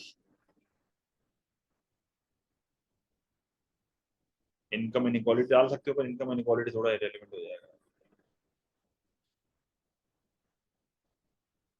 संगम ये भी लिख सकते हैं. कंक्लूड कर देना अपने आंसर को. In order to conclude, while raising interest rates can help reduce inflationary pressures by lowering electric demand. Cutting taxes may work against this by increasing demand, especially in the short term. The government ability to control inflation effectively depends on the balance between these two policies, the timing of their effects, and the underlying causes of inflation. Since the inflation in this case is mainly due to supply side factors, relying on demand side policies like interest rate and tax cuts may have limited success. And addressing supply disruptions directly would be a more effective approach in the long run. मतलब supply side policy पे जाना पड़ेगा आपको India. और जो ये last आपका question है ना इस पेपर का, question number 5, it is the same as March 23 paper 4 variant 2. Evaluate the likely impact of globalization on low income countries standard of living. ठीक है, ये संगम वही बात करी है. तो ग्लोबलाइजेशन का मतलब है जब फ्री ट्रेड एनकरेज किया जाता है, free movement of capital and labour, transfer of technology, transfer of production units, multinationals, foreign direct investment, cultural and political ties countries के स्ट्रॉन्ग हो रहे हैं. लो इनकम कंट्रीज वो कंट्रीज हैं जो लो लेवल्स ऑफ प्रोडक्टिविटी है, high dependency ratios हैं, low GDP per capita and they are dependent on primary goods. Low income countries में लो इनकम कंट्रीज में लो लिविंग स्टैंडर्ड्स होंगे, तो हाई पॉवर्टी होगी, इनइक्वालिटी ऑफ इनकम होगा, poor housing होगी, poor education होगा, poor health care होगा, rapid population growth होगी. तो ये सारे मसले हैं. ग्लोबलाइजेशन स्टैंडर्ड ऑफ लिविंग को कैसे इंप्रूव करेगा? सो कनेक्ट दिस विद मल्टीनेशनल्स. आप उसको बोलो कि भाई ग्लोबलाइजेशन आपकी इकोनॉमी की परफॉर्मेंस बढ़ा सकता है अगर वो in the form of multinational या एफडीआई आपको बेनिफिट पहुंचा रहा है। न्यू फैक्ट्रीज आपके मुल्क में लगेंगी, वो आपके वर्कर्स को ट्रेन करेंगी, प्रोडक्टिविटी बढ़ेगी, आउटपुट बढ़ेगा, एम्प्लॉयमेंट बढ़ेगा, इनकम्स बढ़ेगी, जीडीपी बढ़ेगा, इन्वेस्टमेंट बढ़ेगी। मल्टीप्लायर की एग्जाम्पल दो, सही है, एक डायग्राम बनाओ, फिर उसको बोलो कि भाई गवर्नमेंट के टैक्स रेवेन्यूज बढ़ेंगे। ठीक है, ग्लोबलाइजेशन से रियल वेल्थ बढ़ रही है through trade and technology transfer, क्योंकि जब इकोनॉमी में लोग ज्यादा पैसे कमाएंगे ना मल्टीनेशनल की वजह से, तो गवर्नमेंट के टैक्स रेवेन्यूज बढ़ेंगे। So government can spend this money on health care, government can improve the life expectancy, government can spend this money on education which can improve the literacy rates, consumer goods पे spend हो सकता है ये पैसा। इससे आपकी country का human development index बढ़ना शुरू हो जाएगा, जीडीपी तो वैसे ही बढ़ रहा है। तो ह्यूमन डेवलपमेंट इंडेक्स बढ़ेगा जिसमें तीन चीजें देखी जाती हैं, रियल जीएनपी पर हेड, एजुकेशन में स्कूलिंग ईयर्स वो देखते हैं, स्कूलिंग ईयर्स, और उसमें हेल्थ केयर में लाइफ एक्सपेक्टेंसी देते हैं। Government can redistribute income through transfer payments, बिल्कुल सही है, means tested benefit, universal benefits, removal of trade restrictions होंगी, तो इसका मतलब जाहिर सी बात है ग्लोबलाइजेशन में अज्यूम करा जा रहा है ना फ्री ट्रेड, अज्यूम किया जा रहा है फ्री ट्रेड, सही है, इन्फेंट मोर्टेलिटी कम होगा, सही है।